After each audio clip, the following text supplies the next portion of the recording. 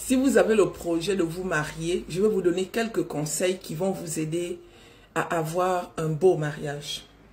D'accord? Parce que, étant donné que moi j'ai déjà été mariée, je sais ce que j'aurais dû faire et ce que je n'aurais pas dû faire en fait. On va dire que je suis bien placée pour vous donner quelques petites astuces qui vont faire que après votre mariage, vous soyez beaucoup plus satisfait que ça va être.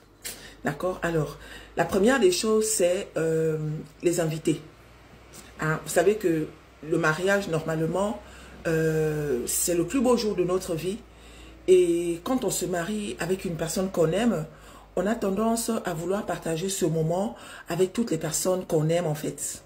On veut que tout le monde soit là pour vivre ça avec nous. C'est quelque chose qu'on a toujours attendu, c'est quelque chose qu'on a toujours rêvé. Du coup, on veut que tout le monde partage ça avec nous.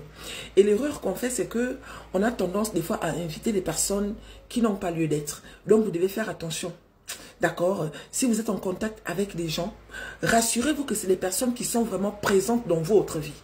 Ce n'est pas parce que de temps en temps, tu discutes avec quelqu'un que cette personne mérite forcément d'être à ton mariage. Parce qu'il y a des situations où tu vas inviter quelqu'un, mais le lendemain de ton mariage, la personne ne te parle même plus. Vous vous croisez, la personne ne te dit même pas bonjour. Et pourtant, c'est quelqu'un qui est venu à ton mariage. Vous comprenez? Donc, faites bien les choses en fait. Parce que il y a beaucoup de gens qui sont déçus parce que tu invites la personne et des fois même à ton mariage, le comportement de la personne, c'est limite, il ne fallait pas m'inviter si tu ne le voulais pas. La personne n'est pas là en fait. Donc faites attention, invitez uniquement des personnes qui vous montrent qu'elles sont présentes dans votre vie même avant le mariage. Parce que ça ne va pas changer quelque chose après le mariage. D'accord? Donc faites attention aux personnes que vous invitez. Si c'est le système que la personne que tu as invitée emmène quelqu'un, rassure-toi que la personne qu'on invite, c'est quelqu'un qui n'est pas façon. Parce que moi, j'ai assisté à des situations où tu invites quelqu'un, la personne amène quelqu'un, mais la personne qu'on amène, elle vient pour séduire jusqu'au marié. On a vu des situations comme ça. Je connais une personne qui, à son mariage, les invités, hein, les personnes qui sont venues à travers X, étaient en train de séduire le marié. Heureusement que la vidéo qu'ils avaient prise pour filmer les mariés autres, la vidéo montrait, on voyait bien comment elle approchait, tu sentais que celle-là, elle voulait à tout prix séduire le marié. Donc, faites attention à ça.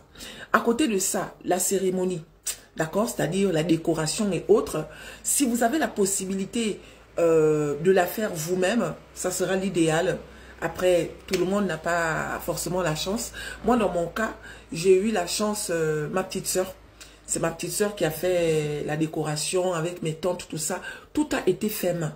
Et je remercie d'ailleurs pour l'occasion toutes les personnes qui ont décoré ma salle de mariée. Tout a été fait main. La cuisine aussi. On a pris juste quelques repas du traiteur parce que nous, on est en couple mixte. Donc, il fallait qu'on mette quelques repas. Mais je vous jure que la nourriture qu'on a fait à la main, tout le monde a léché les doigts en fait. Il y avait la nourriture à volonté. On a voulu faire un mariage spécial en mettant aussi de la nourriture africaine. Mais voilà, on a bien mangé en fait. Et vous devez aussi veiller à ce qu'il y ait un peu pour faire des emportés. C'est important.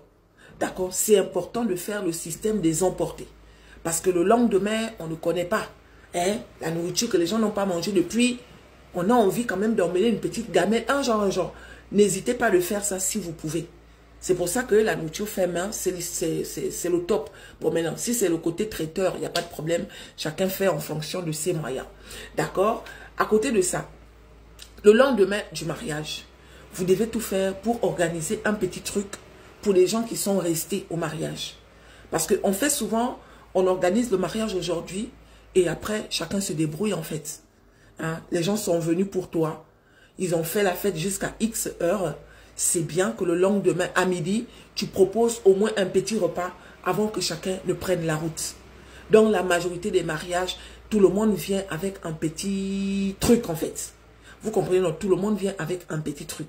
Donc, c'est important que, en plus de la fête qu'on a fait à la veille, le lendemain, on mange quand même un petit repas symbolique pour se dire au revoir. D'accord? Les cadeaux. Hein, les cadeaux. Si vous avez la possibilité de demander uniquement des enveloppes, n'hésitez pas. D'accord? C'est le nouveau système, les enveloppes. Ça veut dire que la place où il y a la table, où on met les cadeaux là, Même quand vous mettez les billets, vous devez dire que pour les cadeaux, nous, on préfère que vous mettez un petit centime symbolique. D'accord? Écoutez bien, le centime symbolique, ça veut dire que au lieu que moi, je m'en vais t'acheter les verres, je vais aller t'acheter les verres alors que quelqu'un d'autre aussi va t'acheter les verres. L'idéal est que l'argent des verres en question, je te mette ça dans une enveloppe avec mon prénom, mon monchi et sa famille. Et puis voilà. Comme ça, vous, après votre mariage, cet argent, ça va vous servir. Exigez un centime symbolique, un franc symbolique. En tout cas, vous allez trouver le mot sur Google. Franc symbolique. C'est mieux que les cadeaux que les gens achètent, que des fois on n'utilise pas là. D'accord? Maintenant, la robe de mariée, mes chéris, la robe de mariée, c'est la robe qu'on a toujours rêvé de porter. C'est la robe qu'on a toujours imaginée. Et l'erreur, c'est qu'on a tendance à mettre le paquet. Il y en a qui dépensent plus de... Vous comprenez, non? Moi, je ne vais pas vous donner le prix de ma robe. Mais si c'était à refaire, je n'allais pas mettre autant d'argent pour ma robe. Ma robe, je ne l'ai portée que 3 heures. Parce que la cérémonie de mon mariage était à 16h30. Hein, la cérémonie à l'état civil, donc à la mairie, elle était à 16h30. À l'église, elle était à 17h30. Donc, on sort de l'église, il est presque 18h30. D'accord? Il est presque 18h30. Maintenant, quand on sort de là, on a le temps de faire les photos, ensuite faire l'apéro dînatoire. Vous savez, l'apéro qu'on prend parce que tout le monde ne reste pas pour danser. Il y en a qui viennent juste pour le mariage. Après, ils rentrent, pour manger les petits trucs et tout, nanani, nanana. Moi, j'ai juste gardé ma robe jusque là. Hein. Mais à 19h, j'avais déjà enlevé ma robe de mariée.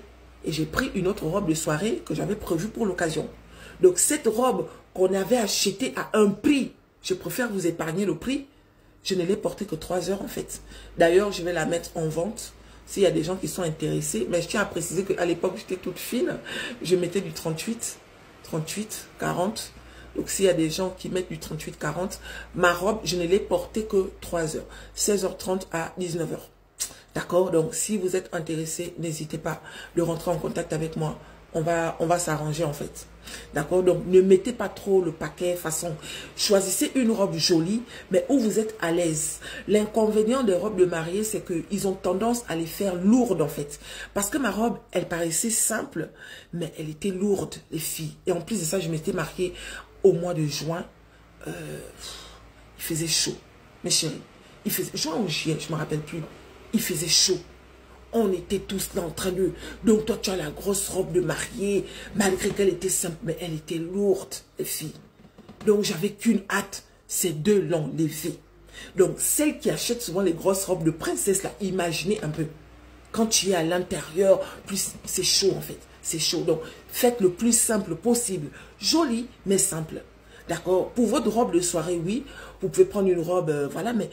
Essayez de prendre des robes qui peuvent vous servir plus tard, surtout la robe de soirée. Moi, ma robe de soirée, aujourd'hui, s'il y a une cérémonie gala, hein, s'il y a une cérémonie gala, je peux la remettre. Hein. Voilà, parce qu'elle est très belle et elle est passe-partout, en fait. Donc, voilà la robe de mariée. Maintenant, le témoin, on choisit bien son témoin. Choisissez votre sœur, choisissez votre meilleure amie, même du moment, c'est vrai qu'après, avec cette histoire de copine-là, mais choisissez quelqu'un de sacré en fait.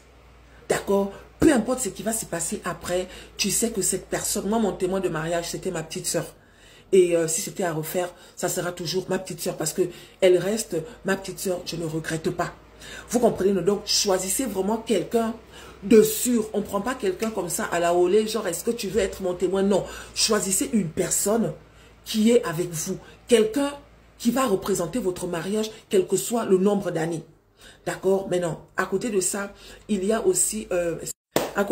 il y a l'ambiance, mes chéris. C'est votre jour, c'est le seul jour. D'accord? On ne se marie pas 2 fois. Quand on a épousé la bonne personne, on ne se marie pas 2 fois. Donc, amusez-vous.